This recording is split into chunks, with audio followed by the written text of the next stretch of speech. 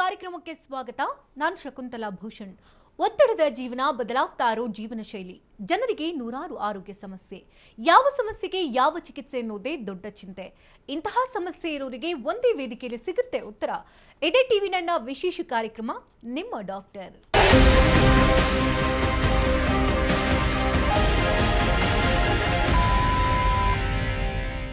ಬದಲಾಗ್ತಾ ಇರುವಂತಹ ಜೀವನ ಶೈಲಿಯಿಂದ ಅನೇಕ ರೀತಿಯ ಸಮಸ್ಯೆಗಳನ್ನ ಪುರುಷ ಮಹಿಳೆ ಇಬ್ಬರು ಕೂಡ ಅನುಭವಿಸ್ತಾ ಇದ್ದಾರೆ.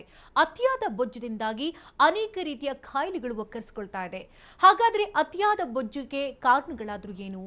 ಲೈಫ್ ಸ್ಟೈಲ್ ಡಿಸೀಸ್ ನಿಂದಾಗಿ ಅತಿಯಾದ ಬೊಜ್ಜು ಬರುತ್ತಾ ಅಥವಾ ವಂಶ ಪಾರಂಪರಿಕವಾಗಿ ಬರುತ್ತಾ? ಅತಿಯಾದ ಬೊಜ್ಜಿಗೆ ವೈಜ್ಞಾನಿಕವಾಗಿ ಇರತಕ್ಕಂತ ಚಿಕಿತ್ಸಾ ಪದ್ಧತಿಗಳಾದ್ರೂ ಏನು? ಇದೆಲ್ಲದರ ಬಗ್ಗೆ ಇವತ್ತಿನ ಕಾರ್ಯಕ್ರಮ ಬೆಳಕು ಚೆಲ್ಲುತ್ತೆ. ಈ ಬಗ್ಗೆ ಹೆಚ್ಚಿನ ಮಾಹಿತಿಯನ್ನು ಕೊಡೋದಕ್ಕೆ ಕರ್ಲ್ಸ್ ಅಂಡ್ ಕರ್ವ್ಸ್ನ ವೈದ್ಯರಾಗಿರ್ತಕ್ಕಂಥ ಡಾಕ್ಟರ್ ಗಿರೀಶ್ ಅವರು ನಮ್ಮೊಂದಿಗಿದ್ದಾರೆ. ಬನ್ನಿ ಅವ್ರನ್ನ ಕಾರ್ಯಕ್ರಮಕ್ಕೆ ವೆಲ್ಕಮ್ ಮಾಡೋಣ. Sir, welcome to the show. ನಮಸ್ಕಾರ. ಲೈಫ್ ಸ್ಟೈಲ್ ಡಿಸೀಸ್ ಅಂತ ಹೇಳ್ಬೋದು. ಇತ್ತೀಚಿನ ದಿನಮಾನಗಳಲ್ಲಿ ಗಮನಿಸ್ತಾ ಇದ್ದೀವಿ, ಮಹಿಳೆಯರು, ಪುರುಷರು, ಮಕ್ಕಳು ಎಲ್ಲರೂ ಕೂಡ ತೂಕವನ್ನು ಕಡಿಮೆ ಮಾಡ್ಕೊಳ್ಬೇಕು ಅಂತ ಸಾಕಷ್ಟು ರೀತಿ ಹೆಣಗಾಡ್ತಿರ್ತಾರೆ. ಜಿಮ್ಗೆ ಹೋಗ್ತಾರೆ, ವ್ಯಾಯಾಮ ಮಾಡ್ತಾರೆ, ಓಡಾಡ್ತಾ ಇರ್ತಾರೆ, ಡಯಟ್ ಮಾಡ್ತಾರೆ. ಏನೇ ಮಾಡಿದ್ರು ಕೂಡ ತೂಕ ಮಾತ್ರ ಕಡಿಮೆ ಆಗ್ತಾ ಇಲ್ಲ ಅನ್ನೋ ಕಂಪ್ಲೇಂಟ್ಸ್ ವೆರಿ ಕಾಮನ್ ಆಗಿ ಕೇಳ್ತಾ ಇದೀವಿ. ಸೊ ಯಾಕೆ ಈ ರೀತಿ ಬೊಜ್ಜು ಸ್ಟೋರ್ ಆಗುತ್ತೆ? ಕಾರಣಗಳೇನು ಅಂತೀರಿ? ಸೊ ನಾವು ಈ ಬೊಜ್ಜುತನಕ್ಕೆ ನಾವು ಅರ್ಥ ಮಾಡ್ಕೊಳ್ಳೋದು ಬಹಳ ಇಂಪಾರ್ಟೆಂಟ್. ತುಂಬ ಕನ್ಫ್ಯೂಷನ್ಸ್ ಇದೆ ಇಲ್ಲಿ. ಸೊ ಇದು ಮುಖ್ಯ ಕಾರಣ ಅಂತ ನಾನು ನೋಡಿದಾಗ ಹೆರಿಡಿಟರಿ ಅಂತ ನಾನು ಹೇಳ್ಬೋದು. ಹೆರಿಡಿಟರಿ ಅಂದರೆ ಅನುವಂಶೀಯತೆ ಅಂತ ಹೇಳ್ಬೋದು. ಸೊ ಇಲ್ಲಿ ನಾವು ಪೇರೆಂಟ್ಸ್ನ ನೋಡಿದಾಗ, ಅಂದರೆ ಯಾರೇ ಮಕ್ಕಳಲ್ಲಿ ಇದು ಕಾಣಿಸ್ಕೊಂಡಾಗ, ಸೊ ಅವರ ಫ್ಯಾಮಿಲಿಯಲ್ಲಿ ಡೆಫಿನೆಟ್ಲಿ ಒಬೆಸಿಟಿ ಇದ್ದೇ ಇರುತ್ತೆ. ಸೊ ಅದು ಮೇ ಬಿ ಅವ್ರ ಮದರ್ ಇರ್ಬೋದು ಅಥವಾ ಮದರ್ ಸೈಡ್ ಇರಬಹುದು, ಫಾದರ್ ಇರ್ಬೋದು, ಫಾದರ್ ಸೈಡ್ ಇರಬಹುದು. ಸೊ ಇದು ಯಾವುದೋ ಒಂದು ಕಡೆ ರೂಟ್ ಕಾಸ್ ಇದ್ದೇ ಇರುತ್ತೆ. ಹೆರಿಡಿಟರಿ ಒಂದು ಇಶ್ಯೂ ಅಂತ ಹೇಳ್ಬೋದು. ಇವಾಗ ನಾವು ಎಷ್ಟೋ ಜನ ನೋಡಿರ್ತೇವೆ, ಸಾಮಾನ್ಯವಾಗಿ ತುಂಬ ಲೀನಾಗಿರ್ತಾರೆ, ತೆಳು ಇರ್ತಾರೆ. ಸೊ ಅವರು ಏನೇ ಊಟ ಮಾಡಿದ್ರು ಅವರು ದಪ್ಪ ಆಗೋದೇ ಇಲ್ಲ. ಅದೇ ರೀತಿ ಕೆಲವರು ದಪ್ಪ ಇರೋರು ಕೂಡ ಏನೇ ಸರ್ಕಸ್ ಅಂದರೆ ಏನೆಷ್ಟೆಲ್ಲ ಪ್ರಯತ್ನ ಪಟ್ಟರೂ ಕೂಡ ಕಡಿಮೆ ಆಗ್ತಾ ಇರಲ್ಲ. ಅಂದರೆ ಏನು ಕಾರಣ ಅಂದರೆ ಬರೀ ಒನ್ಲಿ ನಾವು ತಗೊಳ್ತಕ್ಕಂಥ ಆಹಾರ ಪದ್ಧತಿನೇ ಒನ್ಲಿ ಮುಖ್ಯ ಕಾರಣವಾ ಅಥವಾ ಇನ್ಯಾವುದಾದ್ರು ಕಾರಣ ಇದೆಯಾ ಅಂತ ನೋಡಿದಾಗ, ಸೊ ಇಲ್ಲಿ ಅನುವಂಶೀಯತೆ ಅನ್ನೋದು ಬಹಳ ಇಂಪಾರ್ಟೆಂಟ್ ಇರುತ್ತೆ. ಸೊ ಇಲ್ಲಿ ಹೆರಿಡಿಟ್ರಿ ಅದು ಅಂದರೆ ಯಾವಾಗ ಚಿಕ್ಕಂದರಿಂದನೂ ಅವರಿಗೆ ಪ್ರಾಬ್ಲಮ್ ಆಗ್ಬೋದು, ಅಥವಾ ಒಂದು ಸರ್ಟನ್ ಏಜ್ ಆದಮೇಲೆ ಅಪಿಯರ್ ಆಗಬಹುದು. ಆಮೇಲೆ ನಾವು ಇನ್ನೊಂದು ನೋಡ್ಬೋದು ಅಂದರೆ ಈ ಕೆಲವೊಂದು ಪಾರ್ಟ್ಸಲ್ಲಿ ಮಾತ್ರ ಅವ್ರಿಗೆ ಎಫೆಕ್ಟ್ ಆಗಿರುತ್ತೆ. ಅಂದರೆ ಇವಾಗ ಹಿಪ್ಸು ಸ್ವಲ್ಪ ಜಾಸ್ತಿ ಇರುತ್ತೆ, ಅಥವಾ ಸ್ಯಾಡಲ್ ಬ್ಯಾಕ್ಸ್ ಅಂತೀವಿ ಜಾಸ್ತಿ ಇರುತ್ತೆ, ಬಟಕ್ಸ್ ಪೋರ್ಷನ್ಸ್ ಮಾತ್ರ ಜಾಸ್ತಿ ಇರುತ್ತೆ ಕೆಲವರು ಫಿಮೇಲ್ಸ್ಗೆ ಅಥವಾ ಈ ಥರ. ಸೊ ಅಥವಾ ನಾವು ಮೇಲ್ಸ್ಗೆ ನೋಡಿದಾಗ ಹೊಟ್ಟೆ ಭಾಗ ಮಾತ್ರ ಜಾಸ್ತಿ ಇರುತ್ತೆ. ಸೊ ಅವರಿಗೆ ಬೇರೆ ಭಾಗದಲ್ಲೆಲ್ಲ ಸ್ವಲ್ಪ ನಾರ್ಮಲ್ ಆಗಿರ್ತಾರೆ. ಸೊ ಆ ರೀತಿ ನೋಡಿದಾಗ ಸೊ ಹೆರಿಡಿಟರಿ ಮುಖ್ಯ ಕಾರಣ, ಮತ್ತೆ ಈ ತರ ಭಾಗಗಳು ಎಫೆಕ್ಟ್ ಆಗುತ್ತಲ್ಲ ಅದು ಕೂಡ ಹೆರಿಡಿಟರಿ ಪ್ರಕಾರವಾಗಿ ಆಗ್ತಾ ಇರುತ್ತೆ. ಸೊ ನೆಕ್ಸ್ಟ್ ಅಫ್ಕೋರ್ಸ್ ಈ ಹೆಲ್ತಿ ಲೈಫ್ ಸ್ಟೈಲ್ ಬೇಕಾಗುತ್ತೆ. ಸೊ ಅದನ್ನು ಒನ್ ಆಫ್ ದ ರೀಸನ್ಸ್ ಅಂತ ಹೇಳ್ಬೋದು. ಅಂದರೆ ಆಹಾರ ಪದ್ಧತಿಯಲ್ಲಿ ಮುಖ್ಯವಾಗಿ ನಾವು ಕ್ಯಾಲೋರೀಸ್ ಅಂತ ನಾವು ನೋಡಬೇಕಾಗತ್ತೆ. ನಾವು ಇಂಟೇಕಲ್ಲಿ ನಾವು ಯೂಶ್ವಲಿ ನಾವು ಎಷ್ಟು ಎಕ್ಸ್ಪೆಂಡಿಚರ್ ಮಾಡ್ತೀವಿ, ಅಂದರೆ ನಾವು ಎಷ್ಟು ಖರ್ಚು ಮಾಡುತ್ತೇವೆ. ಇವಾಗ ಮಕ್ಕಳಾದ್ರೆ ಸ್ವಲ್ಪ ಜಾಸ್ತಿ ಖರ್ಚು ಮಾಡ್ಬೋದೇನೋ, ಸೊ ಅಥವಾ ಇನ್ನೂ ಸ್ವಲ್ಪ ಅಡಲ್ಟ್ಸ್ ಅಂದರೆ depending upon there activities. So ಆ ಒಂದು ಡಿಫ್ರೆಂಟ್ ಏಜ್ ಗ್ರೂಪ್ಸಲ್ಲಿ ಸೊ ಅದು ನಾವು ಎಕ್ಸ್ಪೆಂಡಿಚರ್ ಪ್ರಕಾರ ಆ ಒಂದು ಇನ್ಪುಟ್ಸ್ಗಳನ್ನ ತೊಗೊಳ್ಳೋವಂಥದ್ದು ಇರುತ್ತೆ. ಇಂಟೇಕ್ ಏನಿದೆ ನಮಗೆ ಅದು ಮ್ಯಾಚ್ ಆದರೆ ಆಲ್ಮೋಸ್ಟ್ ಅದು ಹೆಚ್ಚು ಕಡಿಮೆ ಅವರಿಗೆ ಜೆನೆಟಿಕ್ ಏನು ತೊಂದರೆ ಇರಲಿಲ್ಲ ಅಂದರೆ ಸೊ ಅದೇ ರೀತಿ ಮೇಂಟೈನ್ ಆಗ್ತಾರೆ. ಇವಾಗ ಇಂಟೇಕ್ ಕ್ಯಾಲೋರೀಸ್ ಜಾಸ್ತಿ ಆದರೆ, ಸೊ ಅದು ಎಕ್ಸ್ಪೆಂಡಿಚರ್ ಅಥವಾ ಅದನ್ನು ಖರ್ಚು ಮಾಡ್ತಕ್ಕಂಥದ್ದು ಕಡಿಮೆ ಆದರೆ, ಅಂದರೆ ಆಟೋಟ ಚಟುವಟಿಕೆಗಳಿಲ್ಲ, ಸೊ ಅಥವಾ ಆ್ಯಕ್ಟಿವಿಟೀಸ್ ಇಲ್ಲ, ಫಿಸಿಕಲ್ ಆ್ಯಕ್ಟಿವಿಟೀಸ್ ಇಲ್ಲ, ಸೊ ಈ ರೀತಿ ಆದಾಗ ಏನಾಗುತ್ತೆ, ಎಕ್ಸ್ಟ್ರಾ ಕ್ಯಾಲೋರೀಸ್ ಎಲ್ಲೋ ಒಂದು ಕಡೆ ಸ್ಟೋರ್ ಆಗಲೇಬೇಕು. ಸೊ ಆ ಸ್ಟೋರ್ ಆಗುವಂಥದ್ದು ಈ ಫ್ಯಾಟಿನ ಒಂದು ರೂಪದಲ್ಲಿ ಆ ಒಂದು ಫ್ಯಾಟ್ ಸೆಲ್ಸಲ್ಲಿ ಅದು ಎಕ್ಸ್ಟ್ರಾ ಸ್ಟೋರ್ ಆಗುತ್ತೆ, ಮತ್ತು ಫ್ಯಾಟ್ ಸೆಲ್ಸ್ ಹಿಗ್ಗುತ್ತೆ. ಸೊ ಹಾಗಾಗಿ ಅವರು ಒಬೇಸ್ ಆಗ್ತಾರೆ. ಸೊ ಅಫ್ಕೋರ್ಸ್ ಈ ಕ್ಯಾಲೋರಿ ಬಗ್ಗೆನೂ ಕೂಡ ಒಂದು ಗಮನ ಹರಿಸಬೇಕು. ಹೆರಿಡಿಟರಿ ಇದ್ದಾಗ ಸ್ವಲ್ಪ ಅವರು ಮುಂಚಿಂದನೂ ಕೂಡ ಆ ಫ್ಯಾಮಿಲಿಯಲ್ಲಿ ಇದ್ದಾಗ ಅವರು ಆ್ಯಕ್ಟಿವಿಟೀಸ್ಗಳೆಲ್ಲ ಇಟ್ಕೊಂಡು, ಸೊ ಅಂದರೆ ಸ್ವಲ್ಪ ಆಹಾರ ಪದ್ಧತಿಯಲ್ಲೂ ಕೂಡ ಬ್ಯಾಲೆನ್ಸ್ಡಾಗಿ ಇಟ್ಕೊಂಡು ಇದನ್ನು ಮ್ಯಾನೇಜ್ ಮಾಡುವಂಥದ್ದು ತುಂಬ ನೆಸೆಸಿಟಿ ಇರುತ್ತೆ.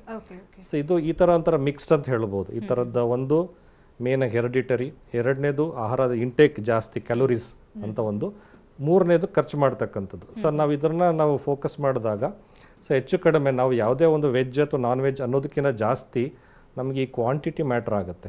ಸೊ ಕ್ವಾಲಿಟಿಗಿಂತ ಜಾಸ್ತಿ ಕ್ವಾಂಟಿಟಿ ಮ್ಯಾಟ್ರ್ ಆಗುತ್ತೆ.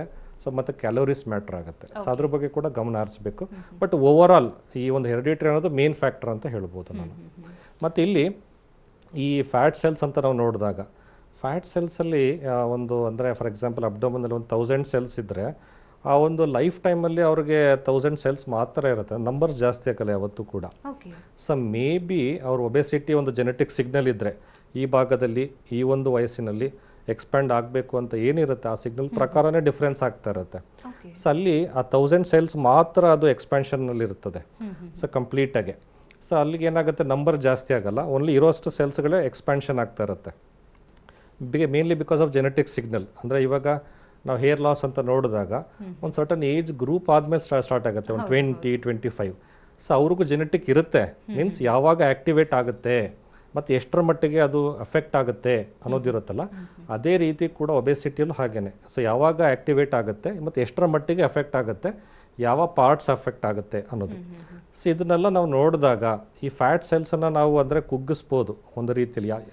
ಹೇಗೆ ಅಂದರೆ ನಾವು ಇಂಟೇಕ್ ಕಡಿಮೆ ಇದ್ದರೆ, ಕ್ಯಾಲೋರೀಸ್ ಇಂಟೇಕ್ ಕಡಿಮೆ ಇದ್ದಲ್ಲಿ, ಸೊ ಅಥವಾ ಎಕ್ಸಸೈಸ್ ಆ್ಯಕ್ಟಿವಿಟೀಸ್ ಜಾಸ್ತಿ ಇದ್ದಲ್ಲಿ ಸ್ವಲ್ಪ ಅದು ಶ್ರಿಂಕ್ ಆಗುತ್ತೆ. ಸೊ ಅದಕ್ಕೆ ನಾವು ನೋಡುವಂಥದ್ದು ಏನಂದರೆ ಈ ಜಿಮ್ ಆ್ಯಕ್ಟಿವಿಟೀಸ್ಗೆ ಹೋದಾಗ, ಫಿಸಿಕಲ್ ಆ್ಯಕ್ಟಿವಿಟೀಸ್, ರನ್ನಿಂಗು, ಕಾರ್ಡಿಯೋ ಮತ್ತೊಂದೆಲ್ಲ ಮಾಡಿದಾಗ ಆ ಕ್ಯಾಲೋರೀಸ್ ಎಲ್ಲ ಬರ್ನ್ ಆದಾಗ ಸೊ ಅವ್ರಿಗೆ ಫ್ಯಾಟ್ ಸೆಲ್ಸ್ ಸ್ವಲ್ಪ ಶ್ರಿಂಕ್ ಆಗುತ್ತೆ, ಕಡಿಮೆ ಆಗುತ್ತೆ ಆ ಪೋರ್ಷನ್ನು.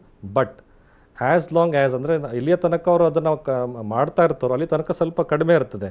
ಸೊ ಅವ್ರು ಹೇಳೋ ಪ್ರಕಾರ ನಾನು ಮಾಡ್ತಾ ಇದ್ದೆ, ಬಿಟ್ಟೆ, ಮತ್ತೆ ಎಕ್ಸ್ಪ್ಯಾಂಡ್ ಆದೆ, ಮತ್ತೆ ಜಾಸ್ತಿ ಆಯಿತು, ಮತ್ತೆ ಸ್ವಲ್ಪ ಜಾಸ್ತಿ ಆಯಿತು, ವೆಯ್ಟ್ ಗೇನ್ ಆಯಿತು. ಸೊ ಇದು ಹೇಗೆ ಅಂದರೆ ಓನ್ಲಿ ಶ್ರಿಂಕ್ ಮಾಡಲಿಕ್ಕೆ ಮಾತ್ರ ಸಾಧ್ಯ ಇರುತ್ತೆ. ಸೊ ಆ ಥರ ನೋಡಿದಾಗ ಅಂದರೆ ಈ ಎಕ್ಸಸೈಸ್ ಇರ್ಬೋದು, ಡಯಟ್ ಇರ್ಬೋದು. ಸೊ ಬಟ್ ನಾವು ಒಂದು ಪರ್ಮನೆಂಟ್ ಸೊಲ್ಯೂಷನ್ ಅಂತ ನೋಡಿದಾಗ, ಇದಕ್ಕೆ ಒಬೆಸಿಟಿಗೆ ಅಂತ ನೋಡಿದಾಗ, ಸೊ ನಾವೇನು ಮಾಡಬೇಕು, ಈ ಟಾರ್ಗೆಟನ್ನು ಫ್ಯಾಟ್ ಸೆಲ್ನ ನಾವು ಟಾರ್ಗೆಟ್ ಮಾಡಿಕೊಂಡು ಆ ಫ್ಯಾಟ್ ಸೆಲ್ಸ್ನ ನಾವು ರಿಮೂವ್ ಮಾಡಿದಾಗ, ಇವಾಗ 1000 ಇದ್ದನ್ನು ನಾವು ಒಂದು 800 ರಿಮೂವ್ ಮಾಡಿದಾಗ, ಸೊ ಅವಾಗ ಏನಾಗುತ್ತೆ, ಅವ್ರ ಜೆನೆಟಿಕ್ ಸಿಗ್ನಲ್ ಇದ್ದರೂ ಕೂಡ, ಸೊ ಅವರಿಗೆ ಇಂಟೇಕ್ ಹೆಚ್ಚು ಕಡಿಮೆ ಇದ್ದರೂ ಕೂಡ, ಫಿಸಿಕಲ್ ಆ್ಯಕ್ಟಿವಿಟಿ ಸ್ವಲ್ಪ ಹೆಚ್ಚು ಕಡಿಮೆ ಇದ್ದರೂ ಕೂಡ, ಸೊ ಅವ್ರಿಗೆ ಏನಾಗಿರುತ್ತೆ, ಸೊ ಆ ಒಂದು ಮೇಂಟೈನ್ ಆಗುತ್ತೆ 200 ಸೆಲ್ಸ್. ಹಾಗಾಗಿ ಸೊಲ್ಯೂಷನ್ ಅಂತ ನೋಡಿದಾಗ ಇದೊಂಥರ ಸೈಂಟಿಫಿಕ್ ಸೊಲ್ಯೂಷನ್ ಅಂತಲೇ ಹೇಳ್ಬೋದು ಆಲ್ಮೋಸ್ಟ್. ಸೊ ಲೈಪೋಸಕ್ಷನ್ ಅವ್ರಿಗೆ ಆ ರೀತಿ ಒಂದು ಬೆನಿಫಿಷಿಯಲ್ ಡೆಫಿನೆಟ್ಲಿ ಆಗುತ್ತೆ ಅಂತ ಹೇಳ್ಬೋದು. ಹಿಂದೆಲ್ಲ ಆಹಾರ ಪದ್ಧತಿಗಳಲ್ಲಿ ನಾವು ನೋಡ್ತಾ ಇದ್ವಿ, ಅಗಿದು ಜಗಿದು ತಿಂತಾ ಇದ್ರು, ಜೊತೆಗೆ ಅದಕ್ಕೆ ತಕ್ಕನಾಗಿ ವರ್ಕೌಟ್ ಕೂಡ ಮಾಡ್ತಾ ಇದ್ರು. ಇತ್ತೀಚಿನ ದಿನಗಳಲ್ಲಿ ತುಂಬ ಜನ ಡಯಟ್ ಮೊರೆ ಹೋಗ್ತಾರೆ, ಕೀಟೋ ಡಯಟ್, ಪ್ರೋಟೀನ್ ಡಯಟ್, ಮತ್ತು ಮಿಲ್ಕ್ ಶೇಕ್ ಕುಡಿಯುವಂಥದ್ದು, ಜೊತೆಗೆ ಬರೀ ತರಕಾರಿ ತಿನ್ಕೊಂಡಿರುವಂಥದ್ದು ಅಥವಾ ವಾಟರ್ ಡಯಟ್, ಈ ರೀತಿ ಎಲ್ಲ ಗಮನಿಸ್ತಾ ಇರ್ತೀವಿ.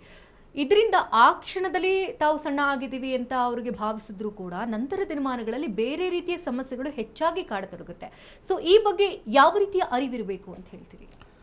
ಸೊ ಇಲ್ಲ, ನಮ್ಮಲ್ಲಿ ನಮ್ಮ ಜೆನೆಟಿಕ್ ಏನಿರುತ್ತೆ, ಇಟ್ಸ್ ಆಲ್ ರೀಜನಲ್ ವೈಸ್ ಅಂತ ಹೇಳ್ಬೋದು. ನಮ್ಮ ಬಾಡಿ ಸ್ಟ್ರಕ್ಚರ್ ಏನಿದೆ ರೀಜನಲ್ ವೈಸ್ ಅಂತ ಹೇಳ್ಬೋದು. ಇವಾಗ ನಮ್ಮ ನಾರ್ತ್ ಕರ್ನಾಟಕದಲ್ಲಿ ಇರ್ತಕ್ಕಂಥ ಒಂದು ಪರ್ಸ್ನಾಲಿಟಿನೇ ಸ್ವಲ್ಪ ಡಿಫರೆಂಟು. ಸೊ ಇವಾಗ ನಾವು ಸೌತ್ ಅಂತ ಬಂದಾಗ ಅಲ್ಲಿ ಕಾಣಿಸ್ತಕ್ಕಂಥ ಪರ್ಸ್ನಾಲಿಟಿನೇ ಕೂಡ ಡಿಫರೆಂಟು. ಸೊ ಅದೇ ರೀತಿ ಸ್ವಲ್ಪ ನಾವು ಇನ್ನು ಉತ್ತರ ಭಾರತಕ್ಕೆ, ಈ ಪಂಜಾಬಲ್ಲಿ ಹೋದರೆ ತುಂಬ ಎತ್ತರವಾಗಿರ್ತಾರೆ, ದಷ್ಟಪುಷ್ಟವಾಗಿರ್ತಾರೆ. ಸೊ ಈ ಥರ ಪರ್ಸ್ನಾಲಿಟಿ ವೈಸ್ ಚೇಂಜಸ್ ಇರುತ್ತೆ. ಸೊ ಅಂದರೆ ಈ ಜೆನೆಟಿಕ್ ಅನ್ನೋದು ಬಹಳ ಕಂಟ್ರೋಲ್ ಮಾಡ್ತಾ ಇರುತ್ತೆ. ಮತ್ತು ನಾವು ಪ್ರಿಫರೇಬಲಿ, ಸೊ ನಮ್ಮ ರೀಜನಲ್ಲಿ ಹೇಗಿರುತ್ತೋ ಅಂದರೆ ನಮ್ಮ ಜೆನೆಟಿಕ್ಸ್ ಹೇಗೆ ಅಫೆಕ್ಟ್ ಆಗ್ತಾ ಇರುತ್ತೋ, ಸೊ ಅದೇ ರೀತಿ ನಮ್ಮ ಬಾಡಿ ಈಸ್ ಆಲ್ಸೋ ಡಿಪೆಂಡೆಂಟ್ ಅಂದರೆ ಲೋಕಲ್ ಫುಡ್ಡಲ್ಲಿ, ಆ ಲೋಕಲ್ ಸ್ಟೇಪಲ್ ಡಯಟ್ ಅಂತ ನಾವೇನು ಹೇಳ್ತೀವಿ ಅದರ ಮೇಲೆ ನಾವು ಮೇಯ್ನಾಗಿ ಇದ್ದಲ್ಲಿ, ಸೊ ಅದು ದಟ್ ಇಸ್ ಆ ಹೆಲ್ತಿಗೆ ಭಾಳ ಒಳ್ಳೆಯದಾಗಿರುತ್ತೆ. ಸೊ ನಮ್ಮ ರೀಜನಲ್ಲಿ ಇಲ್ಲದೇ ಇರತಕ್ಕಂತಹ ಅಥವಾ ಯಾವುದೇ ಒಂದು ಅಬ್ನಾರ್ಮಲ್ ಮೆಥಡಾಲಜಿನ ಫಾಲೋ ಮಾಡೋದ್ರಿಂದ ಸೊ ಡೆಫಿನೆಟ್ಲಿ ಆ ಒಂದು ಹೆಲ್ತಿಗೆ ಭಾಳ ಎಫೆಕ್ಟ್ ಆಗುತ್ತೆ. ಸೊ ಅಲ್ಲಿ ನಮಗೇನಂದರೆ ಹೆಲ್ತಿ ಪ್ರಪೋರ್ಷನ್ಸ್ ಅಂತ ಹೇಳ್ತೀವಿ. ಇವಾಗ ಕಾರ್ಬೋಹೈಡ್ರೇಟ್ಸ್ ಅನ್ನೋದು ಒಂದು 60%, ಪ್ರೋಟೀನ್ ಅನ್ನೋದು 20%, ಫ್ಯಾಟ್ ಅನ್ನೋದು 20% ನಾವು ತೊಗೊಳ್ಳೋಂಥ ಫುಡ್ಡಲ್ಲಿ. ಸೊ ಅದೇ ರೀತಿ ನಾವು ಮಿಕ್ಸ್ಡ್ ಇರಬೇಕು ಎಲ್ಲ ಥರದ್ದು, ಅಂದರೆ ವೆಜಿಟೇಬಲ್ಸ್ ತೊಗೊಳ್ಬೇಕು. ಸೊ ಇದೇ ಥರದ ನಾವೆಲ್ಲ ಮಿಕ್ಸ್ ಮಾಡಿದ ಫ್ರೂಟ್ಸ್ ತೊಗೋಬೇಕು. ಸೊ ನಮಗೆ ಇವಾಗ ಏನಾಗುತ್ತೆ, ಮಿನರಲ್ಸು, ವಿಟಮಿನ್ಸ್ ಎಲ್ಲ ತೊಗೊಳ್ಳೋದ್ರಿಂದ. ಸೊ ಬಟ್ ಮೋಸ್ಟ್ ಇಂಪಾರ್ಟೆಂಟ್ ಇಲ್ಲಿ ಕ್ವಾಂಟಿಟಿಗೆ ನಾವು ಇಂಪಾರ್ಟೆನ್ಸ್ ಕೊಡಬೇಕು.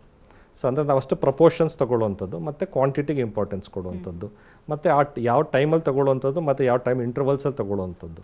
ಸೊ ಇಷ್ಟಕ್ಕೆಲ್ಲ ನಾವು ಇಂಪಾರ್ಟೆನ್ಸ್ ಕೊಟ್ಟಾಗ, ಮತ್ತು ಅಲಾಂಗ್ ವಿತ್ ಹೆಲ್ತಿ ಆ್ಯಕ್ಟಿವಿಟೀಸ್, ನಮಗಂದರೆ ಒಂದು ಯಾವುದೇ ಒಂದು ಫಿಸಿಕಲ್ ಆ್ಯಕ್ಟಿವಿಟೀಸ್ ನಾವು ಇನ್ವಾಲ್ವ್ಮೆಂಟ್ ಇದ್ದಾಗ, ಸೊ ಯಾವುದೇ ಥರದ ಒಂದು XYZ ಒಂದು ಯಾವುದೇ ಥರದ ಒಂದು ಈ ಥರ ಡಯಟರಿ ಪ್ಯಾಟ್ರನ್ಸ್ಗಳಿಗೆ ಹೋಗೋ ಅವಶ್ಯಕತೆ ಇರೋದಿಲ್ಲ. ಮತ್ತು ಒಂದು ಲಾಂಗ್ ಟರ್ಮಲ್ಲಿ ನಾವು ನೋಡಿದಾಗ ಹೆಲ್ತ್ಗೆ ಆಲ್ಮೋಸ್ಟ್ ಬೆನಿಫಿಟ್ಸ್ಗಿನ ಪ್ರಾಬ್ಲಮ್ಸ್ ಜಾಸ್ತಿ ಇರುತ್ತೆ ಅಂತ ಹೇಳ್ಬೋದು. ಓಕೆ, ಇನ್ನು ಈ ಬೊಜ್ಜುತನಕ್ಕೆ ಆಧುನಿಕ ಚಿಕಿತ್ಸೆಗಳಿಗೆ ಏನಿದೆ? ಸೊ ಬೊಜ್ಜುತನಕ್ಕೆ ಒಂಥರ ಬೇಸಿಕ್ ನಾವು ಟ್ರಯಾಂಗಲ್ ಅಂತ ಹೇಳ್ಬೋದು, ಟ್ರಯಾಂಗಲ್ ಅಂತ ಹೇಳ್ಬೋದು. ಸೊ ಅಫ್ಕೋರ್ಸ್ ಡಯಟರಿ ಒಂದು, ಬ್ಯಾಲೆನ್ಸ್ಡ್ ಡಯಟ್ ಒಂದು, ಎಕ್ಸಸೈಸ್ ಫಿಸಿಕಲ್ ಆ್ಯಕ್ಟಿವಿಟೀಸ್ ಎರಡನೇದು, ಸೊ ಮೂರನೇದು ಈ ಲೈಪೋಸಕ್ಷನ್ ಅನ್ನೋದು. ಯಾಕಂದರೆ ಇಟ್ ಈಸ್ ನಾವು ಆ ಟಾರ್ಗೆಟನ್ನು ನಾವು ಎಲ್ಲಿ ಜೆನೆಟಿಕಲಿ ಎಫೆಕ್ಟ್ ಆಗಿದೆಯೋ ಆ ಟಾರ್ಗೆಟನ್ನು ನಾವು ಮಾಡ್ತಾ ಇರೋದ್ರಿಂದ ಸೊ ಅದನ್ನು ಲೈಫ್ ಟೈಮಿಗೆ ಅದು ಕಡಿಮೆ ಆಗೋದ್ರಿಂದ ಸೊ ಈ ಟ್ರಯಾಡ್ ಫಾಲೋ ಮಾಡೋದ್ರಿಂದ ಸೊ ಅಫ್ಕೋರ್ಸ್ ಅವ್ರಿಗೆ ಡಯೆಟಲ್ಲಿ ಅವರಿಗೆ ರಿಸಲ್ಟ್ಸ್ ಅಚೀವ್ ಆಯಿತಾ ಕಡಿಮೆ ಆಯಿತಾ ಒಬೆಸಿಟಿ ಕಡಿಮೆ ಆಯಿತಾ ಡೆಫಿನೆಟ್ಲಿ ಓಕೆ. ಡಯಟ್ ಪ್ಲಸ್ ಎಕ್ಸಸೈಸಲ್ಲಿ ಕಡಿಮೆ ಆಯಿತಾ ಡೆಫಿನೆಟ್ಲಿ ಓಕೆ. ಸೊ ಇಷ್ಟೆಲ್ಲ ಮಾಡಿನೂ ಕೂಡ ಅವ್ರಿಗೆ ಕಡಿಮೆ ಆಗ್ತಾ ಇಲ್ವಾ ಅಥವಾ ಮಾಡಲಿಕ್ಕೆ ಏನಾದರೂ ಒಂದು ಸೂಕ್ತ ಕಾರಣ ಇದೆಯಾ ಮಾಡೋಕ್ಕಾಗ್ದಲೇ ಇರಲಿಕ್ಕೆ ಏನಾದರೂ ಅವ್ರಿಗೇನಾದ್ರು ಫ್ರ್ಯಾಕ್ಚರ್ ಆಗಿದೆ ಅಥವಾ ಬೇರೆ ಏನಾದ್ರು ಒಂದು ಫಿಸಿಕಲ್ ಆ್ಯಕ್ಟಿವಿಟಿ ಮಾಡೋಕ್ಕಾಗ್ತಾ ಇಲ್ಲ. ಸೊ ಆ ಥರ ರೀಸನ್ಸ್ ಇದ್ದಾಗ ಸೊ ಈ ಥರ ಏನೇ ಇದ್ದಾಗ ಲೈಪೋಸಕ್ಷನ್ ಅನ್ನೋದು ಡೆಫಿನೆಟ್ಲಿ ಹೆಲ್ಪ್ ಆಗುತ್ತೆ ಅವ್ರಿಗೆ. ಅಂದರೆ ಅದರ ಕಾಂಬಿನೇಷನಲ್ಲಿ ಇರಬಹುದು ಅಥವಾ ಇದು ಒಂದೇ ಕೂಡ ಇರಬಹುದು. ಸೊ ಸಂಹೌ ಇದು ಲೈಪೋಸಕ್ಷನ್ ಅನ್ನೋದು ಈ ಲಾಂಗ್ ಟರ್ಮ್ ಬೆನಿಫಿಟ್ ಇದ್ದೇ ಇರುತ್ತೆ ಅವ್ರಿಗೆ. ಯಾವ ರೀತಿ ಪ್ರೊಸೀಜರ್ ಇದು? ಇದು ನಾವೇನು ಮಾಡ್ತೀವಿ ಅಂದರೆ ಅವ್ರ ಒಬೆಸಿಟಿನ ಫಸ್ಟ್ ಅನಲೈಸ್ ಮಾಡಲಾಗುತ್ತೆ. ಅವ್ರು ನಾವು BMI ಅನಲೈಸ್ ಮಾಡ್ತೀವಿ. ಸೊ ಅವರಿಗೆ ನಾವು ಜಸ್ಟ್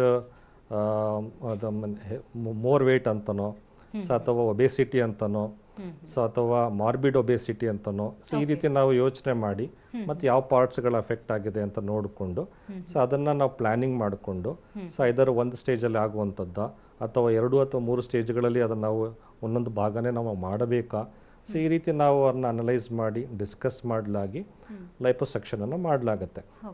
ಸೊ ನಾವು ಯೂಶ್ವಲಿ ಮೆಜಾರಿಟಿಯಲ್ಲಿ ನಾವು ಒಂದು ಪಾರ್ಟ್ಸಿಗೆ ನಾವು ಕನ್ಫೈನ್ ಆಗಿರ್ತೀವಿ. ಇವಾಗ ಇವತ್ತು ಒಂದು ಟೈಮಲ್ಲಿ ಅಬ್ಡಮನ್ ಮತ್ತು ಹಿಪ್ಸ್ ಅಂತ ಇದ್ದರೆ ಇನ್ನೊಂದು ಟೈಮಲ್ಲಿ ಬಟೆಕ್ಸ್ ಮತ್ತು ಇದು ಥೈಸ್ ಅಂತ ಇರ್ಬೋದು ಈ ರೀತಿ. ಸೊ ಇದು ಓವರಾಲ್ ಒಂದು ಡೇ ಕೇರ್ ಸರ್ಜರಿ ಅಂತ ಹೇಳ್ಬೋದು. ಬೆಳಗ್ಗೆ ಬಂದರೆ ಯೂಶ್ವಲಿ ಈವ್ನಿಂಗ್ ಡಿಸ್ಚಾರ್ಜ್ ಮಾಡಲಾಗುತ್ತೆ. ಸೊ ಅದೇ ರೀತಿ ಅವರು ಡಯಟ್ ಕೂಡ ಅಂದರೆ ನಾರ್ಮಲ್ ಫುಡ್ಡನ್ನು ತಗೊಳ್ಬೋದಾಗಿರುತ್ತೆ ಸೇಮ್ ಡೇ ಈವ್ನಿಂಗಿಂದ. ಸೊ ಇಲ್ಲಿ ಇಂಪಾರ್ಟೆಂಟ್ ಏನಂದರೆ ಅವ್ರಿಗೆ ಒಂದು ಈ ರಿಸಲ್ಟ್ಸ್ ಕೂಡ ಇಮಿಡಿಯೇಟ್ ಆಗಿರುತ್ತೆ ಅವ್ರಿಗೆ. ಇದು ಲೇಸರ್ ಚಿಕಿತ್ಸೆನ ಅಥವಾ ಅಲ್ಲಿರುವಂತಹ ಭಾಗನ ತೆಗೆದಾಕ್ತಾರಾ ಹೇಗೆ? ಇಲ್ಲಿ ಲೈಪೋಸಕ್ಷನಲ್ಲಿ ಬಹಳಷ್ಟು ವಿಧಾನಗಳಿದೆ. ಲೈಪೋಸಕ್ಷನಲ್ಲಿ ಒಂದು ಸ್ಟ್ಯಾಂಡರ್ಡ್ ಲೈಪೋಸಕ್ಷನ್ ಅಂತ ಇದೆ. ಸೊ ಇನ್ನೊಂದು ಪವರ್ ಅಸಿಸ್ಟೆಡ್ ಲೈಪೋಸಕ್ಷನ್ ಅಂತ ಇದೆ. ಅಂದರೆ ಟೆಕ್ನಾಲಜಿ ವೈಸ್ ಇದು ವೇಸರ್ ಅಂತ ಇದೆ ಅಥವಾ ಲೇಸರ್ ಅಂತಲೂ ಕೂಡ ಇದೆ.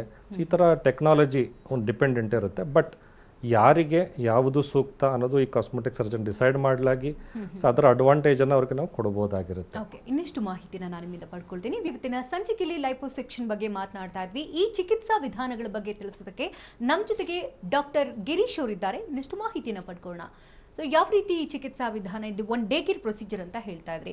ಈಗ ಮಹಿಳೆಯರಲ್ಲೂ ಕೂಡ ಬೊಜ್ಜುತನ ಕಾಮನ್ ಆಗಿರುತ್ತೆ, ಪುರುಷರಲ್ಲೂ ಕೂಡ ಕಾಮನ್ ಆಗಿರುತ್ತೆ. ಸೊ ಇಬ್ರಿಗೂ ಕೂಡ ಒಂದೇ ತರನಾದಂತಹ ಚಿಕಿತ್ಸೆಯನ್ನು ಕೊಡಲಾಗುತ್ತಾ? ಯಾವ ಏಜ್ ಗ್ರೂಪ್ನವರು ಇದನ್ನು ಮಾಡಿಸಬಹುದು? ಸೊ ಇಲ್ಲಿ ನಾವು ಅಂತ ಹೇಳಿದ್ರೆ ಒಂದು ಆಲ್ಮೋಸ್ಟ್ 11-12 ಇಯರ್ಸಿಂದನೂ ಕೂಡ ಈ ಲೈಪೋಸಕ್ಷನ್ ಪ್ರೊಸೀಜರ್ನ ಮಾಡಲಾಗ್ತಾ ಇರುತ್ತೆ. ಸೊ ಬಟ್ ಮೆಜಾರಿಟಿ ಅನ್ನೋದು ನಾವು ಈ 17-18 ಇಯರ್ಸ್ ಆದಮೇಲೆ ಮಾಡಲಾಗುತ್ತೆ. ಬಟ್ ಅರ್ಲಿ ಏಜ್ ಗ್ರೂಪಲ್ಲಿ ಈ ಚೈಲ್ಡ್ಹುಡ್ ಒಬೆಸಿಟಿಯಿಂದ ಸಫರ್ ಆಗ್ತಾ ಇದ್ದವ್ರಿಗೆ ಸೊ ಸ್ವಲ್ಪ ಒಬೆಸಿಟಿ ಜಾಸ್ತಿ ಇದ್ದವ್ರಿಗೆ ಅಂಥವ್ರಿಗೆ ನಾವು ಅರ್ಲಿ ಏಜ್ ಗ್ರೂಪಲ್ಲಿ ಅವರಿಗೆ ನಾವು ಇಂಟರ್ವ್ಯೂನ್ ಮಾಡಲಾಗುತ್ತೆ, ಲೈಪೋಸಕ್ಷನ್ ಮಾಡಲಾಗುತ್ತೆ. ಸೊ ಯಾಕಂದರೆ ಅವ್ರಿಗೆ ಒಂದು ಇಲ್ಲಾಂದರೆ ಅವ್ರಿಗೆ ಫಿಸಿಕಲ್ ಆ್ಯಕ್ಟಿವಿಟಿನೇ ಮಾಡೋಕ್ಕಾಗ್ತಾ ಇರಲ್ಲ. ಸೊ ಅಥವಾ ಒಂದು ಈ ಓದಿನಲ್ಲಿ ಸ್ವಲ್ಪ ಪ್ರಾಬ್ಲಮ್ಸ್ ಇರುತ್ತೆ. ಆ ರೀತಿ ಎಲ್ಲ ಕೆಲವು ಪ್ರಾಕ್ಟಿಕಲ್ ಇಶ್ಯೂಸ್ ಇರುತ್ತೆ. ಹಾಗಾಗಿ ಅರ್ಲಿ ಏಜಲ್ಲೂ ಮಾಡಬಹುದು. ಅಪ್ ಟು ಆಲ್ಮೋಸ್ಟ್ 65-70 ಏಜ್ ಗ್ರೂಪ್ವರೆಗೂ ಕೂಡ ಈ ಲೈಪೋಸಕ್ಷನನ್ನು ಮಾಡ್ಬೋದು ಸೇಫ್ ಆಗಿ. ಸೊ ಈ ಲೈಪೋಸಕ್ಷನ್ ಬೇಸಿಕ್ ಪ್ರೊಸೀಜರ್ ಅಂತ ನೋಡಿದಾಗ ಇಲ್ಲೊಂದು ಸ್ವಲ್ಪ ಸಣ್ಣ ಸಣ್ಣ ರಂಧ್ರಗಳನ್ನು ಮಾಡಿಕೊಂಡು ಸೊ ಅಲ್ಲಿ ಲೈಪೋಸಕ್ಷನ್ ಕ್ಯಾನುಲಾ ಅಂತ ಇರುತ್ತೆ. ಸೊ ಅದನ್ನ ಮೊದಲನೇದಾಗಿ ಅಲ್ಲಿ ಆ ಭಾಗಕ್ಕೆ ಫ್ಲೂಯಿಡ್ ಅನ್ನು ಇನ್ಫಿಲ್ಟ್ರೇಟ್ ಮಾಡ್ತೇವೆ, ಟ್ಯೂಮಿಸೆಂಟ್ ಫ್ಲೂಯಿಡ್ ಅಂತ ಹೇಳ್ತೇವೆ. ಸೊ ಅದು ಮೆಡಿಕೇಟೆಡ್ ಒಂದು ಇನ್ಫಿಲ್ಟ್ರೇಷನ್ ಫ್ಲೂಯಿಡ್ ಅಂತ ಹೇಳ್ಬೋದು. ಸೊ ಅದಾದ ನಂತರ ಒಂದು ನಾನು ಹೇಳಿದ ಲೈಪೋಸಕ್ಷನ್ ಕ್ಯಾನುಲಾಸ್ ಅಂತ ಇರುತ್ತೆ. ಸೊ ಮತ್ತೆ ಈ ಟೆಕ್ನಾಲಜಿ ಯಾವುದಾದ್ರೂ ಒಂದು ಸ್ಟ್ಯಾಂಡರ್ಡ್ ಇರ್ಬೋದು, ವೇಸರ್, ಲೇಸರ್ ಅಥವಾ ಪವರ್ ಅಸಿಸ್ಟೆಡ್ ಅದನ್ನು ಉಪಯೋಗ ಮಾಡಲಾಗಿ ದೇಹ ಪ್ರಕೃತಿಗೆ ತಕ್ಕಾಗಿ ಅದನ್ನು ನೋಡಿಕೊಂಡು ಸೊ ಆ ಒಂದು ಬೇಸಿಸ್ ಮೇಲೆ ಲೈಪೋಸಕ್ಷನ್ ಮಾಡಲಾಗುತ್ತೆ. ಸೊ ಅಲ್ಲಿ ನಾವು ಏನು ಮಾಡ್ತಾ ಇದೀವಿ, ಓನ್ಲಿ ಸೆಲೆಕ್ಟಿವ್ ಆಗ ಫ್ಯಾಟ್ ಸೆಲ್ಸ್ ಮಾತ್ರ ತೆಗಿತಾ ಇದೀವಿ, ನಾವು ಬೇರೆ ರಿಮೂವ್ ಮಾಡ್ತಾ ಇದೀವಿ. ಸೊ ನಾವು ಬೇರೆ ಸ್ಟ್ರಕ್ಚರ್ಸ್ ನಾವು ಯಾವುದು ಡಿಸ್ಟರ್ಬ್ ಮಾಡ್ತಾ ಇಲ್ಲ. ಆಲ್ಮೋಸ್ಟ್ ಆಲ್ ಅಂದ್ರೆ ನಾವು ಒಂದು ನಾರ್ಮಲ್ ಫ್ಯಾಟ್ ಅನ್ನು ಮಾತ್ರ ಬಿಡುತ್ತೇವೆ. ಸೊ ಇವನ್ ಅದೊಂದು 2 ಸೆಂಟಿಮೀಟರ್ ಅಂತ ಹೇಳ್ಬೋದು ನಾನು, ಹೆಲ್ದಿ ಒಂದು ಲೇಯರ್ ಅಂತ ಹೇಳ್ಬೋದು, ಒಂದು ಲೇಯರ್ ಆಫ್ ಫ್ಯಾಟ್ ಅಂತ ಹೇಳ್ಬೋದು. ಆ ಫ್ಯಾಟ್ ಅನ್ನು ಬಿಟ್ಟು ಎಕ್ಸಸ್ ಏನಿದೆ, ಆ ಎಕ್ಸ್ಟ್ರಾ ಅಂತ ಏನಿದೆ ಅದನ್ನ ಮಾತ್ರ ನಾವು ಕಂಪ್ಲೀಟ್ ಆಗಿ ನಾವು ಕಡಿಮೆ ಮಾಡಲಾಗುತ್ತೆ. ಸೊ ಆ ರೀತಿ ಸಣ್ಣ ಮತ್ತೆ ಇಮಿಡಿಯೇಟ್ಲಿ ಆ ಡಿಫರೆನ್ಸ್ ಗೊತ್ತಾಗುತ್ತೆ. ಮತ್ತೆ ನಾವು ಏನು ಫ್ಯಾಟ್ ತೆಗೆದಿರ್ತೇವೆ ತೋರಿಸಲಾಗುತ್ತೆ, ಅಥವಾ ಲಿಕ್ವಿಡ್ ರೂಪದಲ್ಲಿ ಇರುತ್ತೆ ಅದನ್ನ ತೋರಿಸಲಾಗುತ್ತೆ. ಮತ್ತೆ ನಾವು ಮೋಸ್ಟ್ ಇಂಪಾರ್ಟೆಂಟ್ ಕನ್ಫರ್ಮೇಶನ್ ಅಂದ್ರೆ ಪಿಂಚ್ ಟೆಸ್ಟ್ ಅಂತ ಮಾಡ್ತೇವೆ. ಸೊ ನಾವು ಮುಂಚೆ ನಾವು ಹಿಡಿದಾಗ ಈ ತರ ದಪ್ಪ ಒಂದು ಸಿಕ್ಕಿರುತ್ತೆ ಅವರಿಗೆ, ಅಂದ್ರೆ ಫ್ಯಾಟ್ ಒಂದು ಇದನ್ನ. ಸೊ ಅದೆಲ್ಲ ಆದ್ಮೇಲೆ ಆಲ್ಮೋಸ್ಟ್ ತುಂಬಾ ಕಡಿಮೆ ಆಗ್ಬಿಟ್ಟಿರುತ್ತೆ. ಪಿಂಚ್ ಟೆಸ್ಟ್ ಅಂತ ಆಲ್ಮೋಸ್ಟ್ ಏನಿಲ್ಲ ಅಲ್ಲಿ, ಖಾಲಿ ಅಂತಾನೆ ಕನ್ಫರ್ಮೇಶನ್ ಇರುತ್ತೆ ಅದು, ಅದಕ್ಕೆ ಪಿಂಚ್ ಟೆಸ್ಟ್ ಅಂತ ನಾವು ಹೇಳ್ತೀವಿ. ಸೊ ಅಂದರೆ ಲೈಕ್ ಎವಿಡೆನ್ಸ್ಡ್ ಬೇಸ್ಡ್ ಪ್ರೊಸೀಜರ್. ಇಲ್ಲಿ ಯಾವುದೇ ಥರದ ಮೆಷರ್ಮೆಂಟ್ಸ್ ಅನ್ನೋದು ವಿಚಾರ ಇಲ್ಲ, ಅಥವಾ ಟೇಪಿಂಗ್ ಆ ಥರ ಎಲ್ಲ ಏನಿಲ್ಲ. ಒಂಥರ ಕನ್ಫರ್ಮೇಷನ್ ಫ್ಯಾಟ್ ಇತ್ತು, ಕಡಿಮೆ ಆಗಿದೆ, ಖಾಲಿ ಆಗಿದೆ, ಸೊ ಪಿಂಚ್ ಟೆಸ್ಟ್. ಮತ್ತೆ ರಿಯಾಕರ್ ಆಗೋ ಚಾನ್ಸಸ್ ಇರುತ್ತಾ? ಇದೇ ಸೇಮ್ ಪಿಂಚ್ ಟೆಸ್ಟನ್ನು ಅವರು 6 months ಆದಮೇಲೆ ಬೇಕಾದ್ರೆ ಮಾಡಲಿ, ಅಥವಾ 2 years ಅಥವಾ 4 years ಆದಮೇಲೆ ಮಾಡಲಿ, ಸೊ ಅದು ಹಾಗೇ ಇರುತ್ತದು. ಯಾಕಂದರೆ ಅಷ್ಟು ತರೋ ಕ್ಲಿಯರೆನ್ಸ್ ಆಗಿರುತ್ತೆ ಮತ್ತು ಅದು ಅಷ್ಟೇ ಕನ್ಫರ್ಮ್ಡ್ ಆಗಿರುತ್ತದು. ಸೊ ಬಟ್ ಅವರ ಒಂದು ಏನಾದರೂ ವೇರಿಯೇಷನ್ಸ್ ಇದ್ರೆ ಡಯಟಲ್ಲಿ, ಎಕ್ಸಸೈಸಲ್ಲಿ ಬೇರೆ ಭಾಗದಲ್ಲಿ ಎಲ್ಲೋ ಒಂದು ಕಡೆ ಫ್ಯಾಟ್ ಅಕ್ಯುಮುಲೇಟ್ ಆಗಬಹುದೇ ವಿನಃ, ಬಟ್ ಲೈಪೋಸೆಕ್ಷನ್ ಮಾಡಿದ ಜಾಗದಲ್ಲಿ ಯಾವುದೇ ಕಾರಣಕ್ಕೂ ರೀಅಕ್ಯುಮುಲೇಟ್ ಕೇವಲ ಹೊಟ್ಟೆ ಭಾಗಕ್ಕೆ ಮಾತ್ರ ಲೈಪೋಸೆಕ್ಷನ್ ಮಾಡಲಾಗತ್ತಾ ಅಥವಾ ಫಿಗರ್ ಕರೆಕ್ಷನ್, ಈಗ ಬೇರೆ ಬೇರೆ ಭಾಗದಲ್ಲೂ ಫ್ಯಾಟ್ ಸ್ಟೋರ್ ಆಗಿದ್ರೆ ಸೊ ಅಂತ ಭಾಗದಲ್ಲೂ ಲೈಪೋಸೆಕ್ಷನ್ ಮಾಡಲಾಗತ್ತಾ? ದೇಹದ ಎಲ್ಲಾ ಭಾಗಗಳು ಅಂತ ಹೇಳ್ಬೋದು. ಆಲ್ಮೋಸ್ಟ್ ಇವಾಗ ಫೇಶಿಯಲ್ ಲೈಪೋಸೆಕ್ಷನ್, ನೆಕ್ ಪಾರ್ಟ್ ಇರಬಹುದು. ಸೊ ಈವನ್ ಅದೇ ಆರ್ಮ್ಸ್ ಭಾಗದಲ್ಲಿ 4 arms ಅಂತ ಹೇಳ್ತೀವಿ. ಸೊ ಅದೇ ಥರ upper back, lower back, so ಈ ಥರ ಎಲ್ಲ ಭಾಗಗಳು, ಬಟಕ್ಸು, ಹಿಪ್ಸು ಮತ್ತು ಥೈಸು, ಕಾಫ್ಸ್ ಅಂತ ಹೇಳ್ತೀವಿ. ಸೊ ಈ ಥರ ಎಲ್ಲ ಭಾಗಗಳಲ್ಲೂ ನಾವು ಲೈಪೋಸೆಕ್ಷನ್ ಫ್ಯಾಟ್ ಡೆಪಾಸಿಟ್ ಎಲ್ಲಿ ಜಾಸ್ತಿ ಆಗಿದೆಯೋ, ಆ ಬಲ್ಜಸ್ ಎಲ್ಲಿ ಜಾಸ್ತಿ ಇದೆಯೋ, ಡೆಫಿನೆಟ್ಲಿ ಲೈಪೋಸೆಕ್ಷನಿಂದ ಅವ್ರಿಗೆ ನಾವು ಕಾಂಟೂರಿಂಗ್, ಆಲ್ಮೋಸ್ಟ್ ಆ ಕಾಂಟೂರನ್ನು ಕೊಡ್ಬೋದು, ಶೇಪನ್ನು ಕೊಡ್ಬೋದು, ರಿಸಲ್ಟ್ಸನ್ನು ಕೊಡ್ಬೋದು. ಓಕೆ. ಸೊ ಸೈಡ್ ಎಫೆಕ್ಟ್ಸ್ ಅಂತ ನೋಡೋದಾದ್ರೆ? ಸೈಡ್ ಎಫೆಕ್ಟ್ಸ್ ಅಂದರೆ ಅದನ್ನು ಪ್ರಾಪರ್ ಅಂದರೆ ಇಲ್ಲಿ ಮೋಸ್ಟ್ ಇಂಪಾರ್ಟೆಂಟ್ ನಾವು ಈ ಟೆಕ್ನಿಕ್ ಡಿಪೆಂಡೆಂಟ್ ಅಂತ ನಾವು ಹೇಳ್ತೀವಿ. ಸೊ ಆ ಟೆಕ್ನಿಕ್ ಪ್ರಾಪರ್ ರೀತಿಯಲ್ಲೇ ಮಾಡಿದಾಗ ಮತ್ತು ಎಷ್ಟು ಪ್ರಮಾಣದಲ್ಲಿ ನಾವು ಫ್ಯಾಟ್ ತೆಗಿಬೋದು ಒಂದು ಟೈಮಲ್ಲಿ, ಸೊ ಅನ್ನೋದು ಕೂಡ ಕೆಲವೊಂದು ನಮ್ಮ ಒಂದು ಬೇಸಿಕ್ ರೂಲ್ಸ್ ಆ್ಯಂಡ್ ರೆಗ್ಯುಲೇಷನ್ಸ್ ಅಂತ ಇರುತ್ತೆ ಅಥವಾ ರೆಫರೆನ್ಸಸ್ ಅಂತ ಇರುತ್ತೆ. ಸೊ ಆ ಅದ್ರ ಬೇಸಿಸ್ ಮೇಲೆ ನಾವು ಆ ರೀತಿ ನಾವು ಲೈಪೋಸೆಕ್ಷನ್ ಮಾಡಲಾಗುತ್ತೆ ವಿತಿನ್ ದ ಲಿಮಿಟ್ಸ್ ಅಂತ ನಾವು ಹೇಳ್ಬೋದು.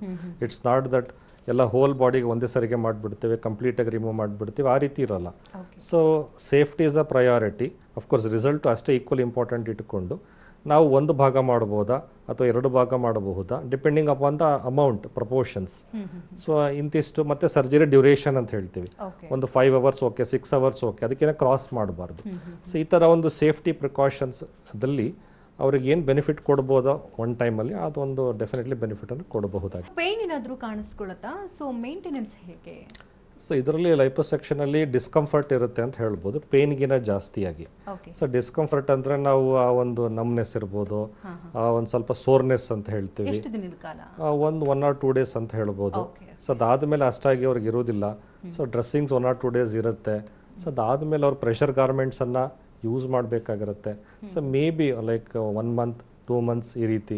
ಸೊ ಮತ್ತು ಆ ಭಾಗಗಳಿಗೆ ಈಕ್ವಲಿ ಇಂಪಾರ್ಟೆಂಟ್ ಮಸಾಜ್ ಮಾಡಬೇಕಾಗಿರುತ್ತೆ. ಯಾಕಂದರೆ ಅದನ್ನು ಒಂದು ಲಿಂಫ್ಯಾಟಿಕ್ ಡ್ರೈನೇಜ್ ಸಿಸ್ಟಮ್ ಎಲ್ಲ ಆಲ್ಟ್ರ್ ಆಗಿರುತ್ತೆ.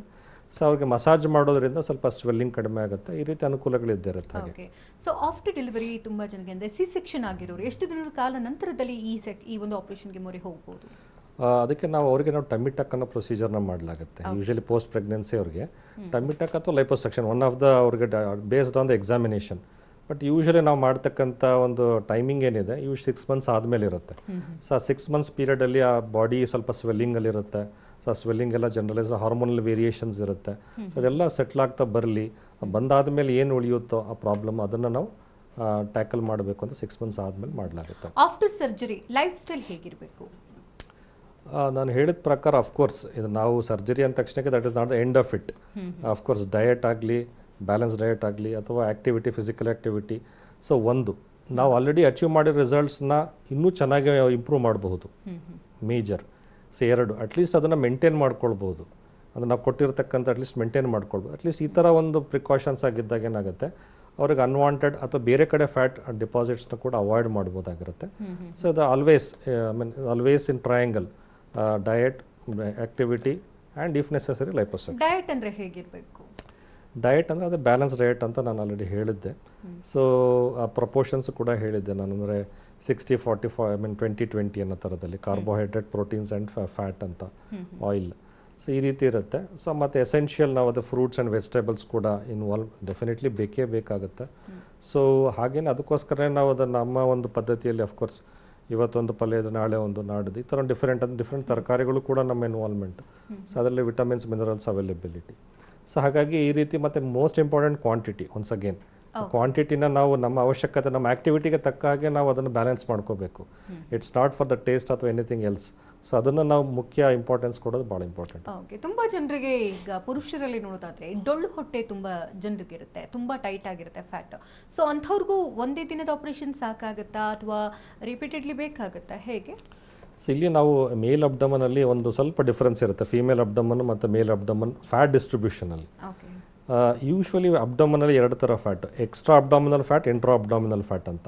ಆ ಪ್ರಪೋರ್ಷನ್ಸ್ ನಾವು ಅನಲೈಸ್ ಮಾಡಲಾಗುತ್ತೆ. ಅನಲೈಸ್ ಮಾಡಿ ಸೊ ಅವ್ರಿಗೆ ಎಷ್ಟು ನಾವು ಎಕ್ಸ್ಟ್ರಾ ಅಬ್ಡಾಮಿನಲ್ ಇರುತ್ತೋ ಅಷ್ಟು ಅವರಿಗೆ ಪರ್ಸೆಂಟೇಜ್ ಡಿಫ್ರೆನ್ಸ್ ಆಗೇ ಆಗುತ್ತೆ. ಇಂಟ್ರಾ ಅಬ್ಡಾಮಿನಲ್ಗೆ ಸರ್ಜರಿ ಇಲ್ಲ, ಲೈಪೋಸೆಕ್ಷನ್ ಇಲ್ಲ, ಅದಕ್ಕೆ ಒಂದೇ ದಾರಿ of course diet and exercise intra ಅಬ್ಡಾಮಿನಲ್ಗೆ. ಸೊ ಹಾಗಾಗಿ ಅವರಲ್ಲಿ ಎಕ್ಸ್ಟ್ರಾ ಅಬ್ಡಾಮಿನಲ್ 80% ಇದೆಯಾ, 80% ಡಿಫ್ರೆನ್ಸ್ ಆಗುತ್ತೆ, 20% ಇದೆಯಾ, 20% ಡಿಫ್ರೆನ್ಸ್ ಆಗುತ್ತೆ. So based on the individual examination ಒಂದು ಮೇಲೆ ಅಡ್ವಾಂಟೇಜನ್ನು ಕೊಡ್ಬೋದಾಗುತ್ತೆ. ಸೊ ಏಜ್ ಆಗಿದ್ರು ಕೂಡ ಯಾಕಂದ್ರೆ ಅನೇಕ ರೀತಿ ಸಮಸ್ಯೆಗಳಿರುತ್ತೆ, ಡಯಾಬಿಟಿಕ್ಸ್ ಇರುತ್ತೆ, BP ಇರುತ್ತೆ, ಸೊ ಅಂಥವ್ರು ಕೂಡ ಈ ಚಿಕಿತ್ಸೆಗೆ ಮೊರೆ ಹೋಗ್ಬೋದಾ? ಡೆಫಿನೆಟ್ಲಿ. ಸೊ ಇದು ಕೂಡ ಅವರಿಗೆ ಒಂದು ಮ್ಯಾನೇಜ್ಮೆಂಟ್ ಅಂತಲೂ ಕೂಡ ಹೇಳ್ಬೋದು, and the part of the management. So ಒಂದು ಅಫ್ಕೋರ್ಸ್ ಸ್ವಲ್ಪ ನಾವು ಅವ್ರನ್ನ ಏನೇ ವಿಷಯದ ಕಂಟ್ರೋಲಿಗೆ ತೊಗೊಂಡು ಬಂದು ಮಾಡಲಾಗಿ ಅದಾದ ಮೇಲೆ ಅದೇ ಕಂಟ್ರೋಲ್ ಆಗುತ್ತೆ. ಯಾಕಂದರೆ ಫ್ಯಾಟ್ ಪ್ರಪೋರ್ಷನ್ಸ್ ಕಡಿಮೆ ಆದಾಗ ಸೊ ಇವೆರಡೂ ಒಂದು ಹೆಲ್ತ್ ಇಂಪ್ರೂವ್ಮೆಂಟ್ಸ್ ಆಗೇ ಆಗುತ್ತೆ ಅವರಿಗೆ. ಓಕೆ ಡಾಕ್ಟರ್, ಕಾರ್ಯಕ್ರಮಕ್ಕೆ ಆಗಮಿಸಿ ಹಲವು ಮಾಹಿತಿ ನೀಡಿದ್ದಕ್ಕಾಗಿ ಧನ್ಯವಾದ ತಮಗೆ. ನಮಸ್ಕಾರ ವೀಕ್ಷಕರೇ, ಡಾಕ್ಟರ್ ಗಿರೀಶ್ ಅವ್ರನ್ನ ಭೇಟಿ ಮಾಡಬೇಕು ಅಂದರೆ ಅಡ್ರೆಸ್ ಪ್ಲೇಟ್ ಈ ರೀತಿ ಇದೆ, ನೋಟ್ ಮಾಡ್ಕೊಳ್ಳಿ. ಹೆಚ್ಚಿನ ಮಾಹಿತಿಗಾಗಿ ಸಂಪರ್ಕಿಸಿ curls and curves cosmetic surgery centre, number 760/15, 5ನೇ ಮುಖ್ಯ ರಸ್ತೆ, 8ನೇ cross, MC layout, Vijayanagar, Bengaluru 560040. Website address www.curlsandcurves.com. ದೂರವಾಣಿ ಸಂಖ್ಯೆ 8088400400. ಮತ್ತೊಂದು ಸಂಖ್ಯೆ 9448571216. ಇದು ಈ ಹೊತ್ತಿನ ವಿಶೇಷ. ನಿರಂತರ ಸುದ್ದಿಗಾಗಿ ನೋಡ್ತಾರೆ TV9.